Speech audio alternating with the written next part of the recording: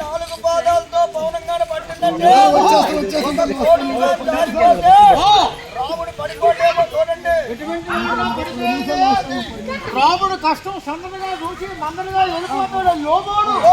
అటువంటి వాడు నడిమీదలో పడిపోవాలో రాముడికి ఒక దండం పెట్టు, మన గురువు గారికి ఒక దండం పెట్టు, గ్రామ దేవతకు ఒక దండం పెట్టు.